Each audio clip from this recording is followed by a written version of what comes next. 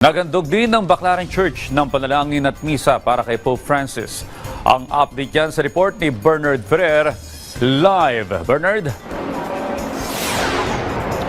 Audrey, dahil Simbanga Baclaran ngayong Miyerkules, tuloy-tuloy ang pagdating ng mga mananampalataya ng Ina ng Laging Saklolo. Kasabay nito maghahandog ng panalangin at dasal ang Baclaran Church para kay Pope Francis. Lungkot at pagdadalamhati ang nararamdaman ni Annalisa sa biglaang pagpanaw ni Pope Francis.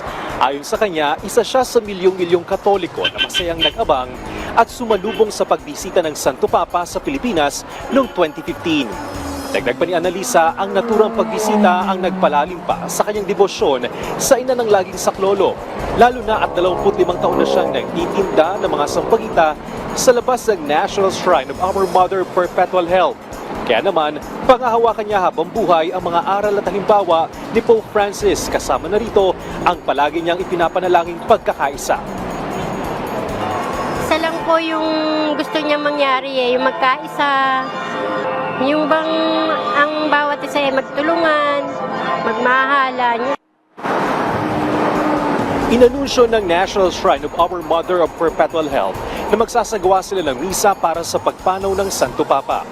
Bilang paggunita sa kanyang mahalagang pamana, ang lahat ng misa ng alas 5:30 ng hapon sa loob ng susunod na 8 araw pati na rin ng Novena Masses ng Miyerkules ng alas 6 ng gabi ay ihahandog bilang Requiem Mass. Samantala, inanunsyo rin ng Holy See Press Office na gaganapin ang misa sa libing ni Pope Francis sa Sabado, April 26 sa St. Peter's Square sa Vatican. Pangungunahan ito ni Cardinal Giovanni Battista Re, Dean ng College of Cardinals. Ang pagdiriwang ng Eucharistia ay magtatapos sa Ultima Commendatio at Valedictio na magsisilbing hudyat ng pagsisimula ng Novendiales. 9 na araw na pagluksa at pag-aalay ng misa para sa kaluluwa ni Papa Francisco. Audrey, kasalukuyang maayos pa ang daloy ng trapiko sa Service Road at sa magkabilang lane ng Rojas Boulevard sa mga oras na ito. Balik sa iyo, Audrey. Maraming salamat, Bernard Ferrer.